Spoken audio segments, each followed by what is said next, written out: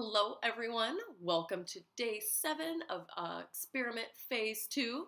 Congratulations. This is probably the most challenging phase just because there is a lot that we're playing with, those edges, the intermittent fasting, and vegan meals. So I just want to say, way to go.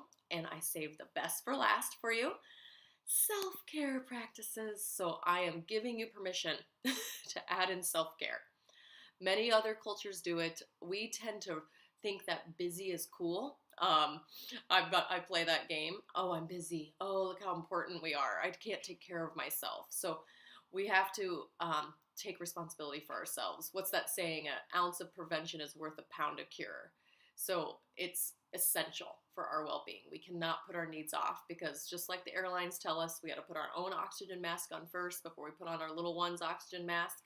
I love working with mama bears first because they're the ones that kind of hold the space for everyone. So when they're getting their needs and they're connected to their needs, they can support the family so well too.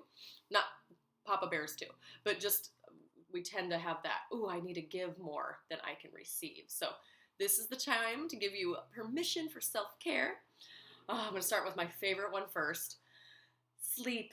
Provide yourself with the most amazing sleep experience you can dream of. Pun intended. Whatever you need to do. Shut off the lights, technology. Really like that feeling we get on vacation when we have that great sleep and we wake up with no alarm and we feel so refreshed. There are ways we can build that into our lives, okay?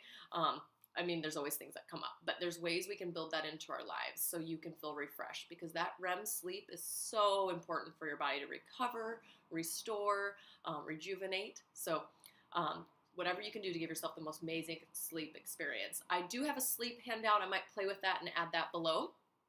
Then this is the next important thing, stress management.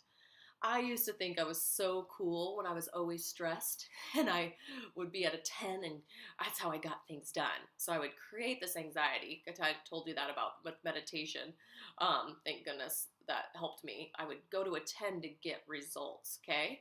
Now if I'm ramping up to a 6, 7, or not, hopefully not an 8, very rare lately, but when I'm ramping up, it is my responsibility to get my cortisol down ASAP, as soon as possible. So I remember one time a long time ago, I was like, okay, I'm just gonna go for a walk to get it down because I knew that my body needed that movement. Yeah, I walked for a long time that day. It came down just a nudge. So be easy on yourself with this one too, but it is a way we process stress, feelings, emotions. If you need to lay down versus go work out really hard, this is the week for that anyways. So stress management. There's even like new research going out with mindfulness-based stress reduction.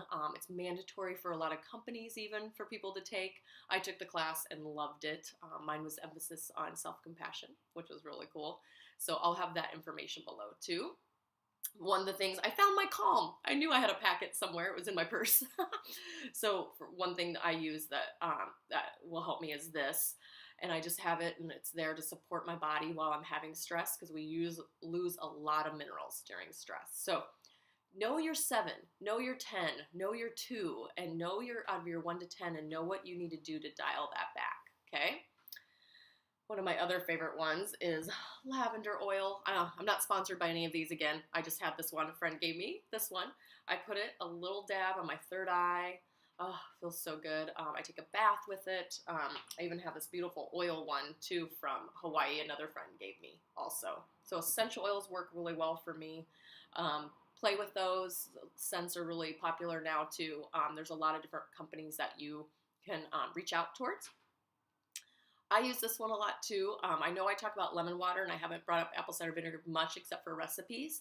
But once in a while in the middle of the day, if I'm just feeling dampness, you know that feeling like congestion, like you know how they always say don't drink milk if you're starting to get bronchitis or a cold.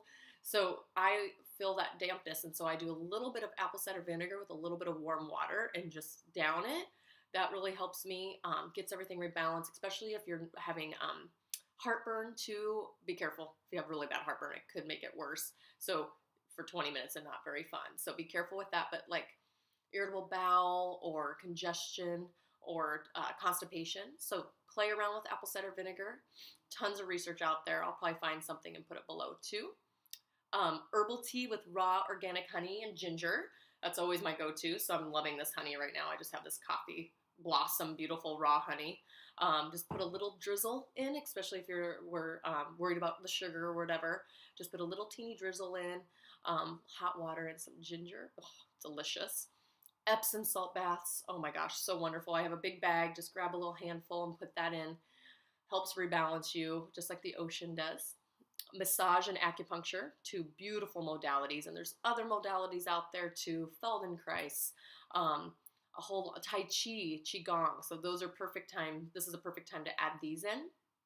And then castor oil packs. They're a little detoxifying, so you can work with a healthcare practitioner. I worked with an abdominal massage expert. She was amazing. And I began slowly. Like, don't do it for a long time. I just did it for like 10 or 15 minutes the first time, even for the first week or two. But you just put castor oil on a cloth and put a hot heating pad on top of it, right on top of your liver. Interesting, huh? Definitely noticed, did that for a while for consistency. Definitely noticed some relief there. And then I did it. I'm sorry. I put in enemas. I tried to tell my clinical brain to let it go, but she wouldn't. I personally do maybe 2 a year, 1 to 2 a year. I didn't personally resonate with the water one, the colonics. So if you do, wonderful, great. My body did not preference it, okay? I just didn't have a good relationship with that. My water going up didn't resonate with me. So I'm more in the gentle phase with the enemas because it is not as intense too. It's a little more gentle. So oil-based is recommended, and then another place called the Gerson Institute recommends coffee enemas. I personally have never done those, so I only have done the oil-based. It's like a few dollars from the like CVS or those type of stores. So experiment with that if you feel brave. We all are recommended to do a colonoscopy at the age of 50. So this is just giving you a little bit of a intro to that. And plus, it's just natural. Again, a lot of cultures do it as prevention. So don't stress yourself out over it. But if you've always been inquisitive, this is a perfect time to incorporate it and see what you learn about your body. So thank you so much, everyone. Congratulations. Phase 2 experiment phase is complete. Tomorrow you'll receive the overview for phase 3, the balance phase. So you get a day break in between, so you have a little buffer. I don't like us to rush, right? So it's not really a 22-day program, it's 25. But the buffer is like mental prep, emotional prep, and just, again, logistics. So thank you, everyone, for joining me, and I will see you tomorrow. Bye.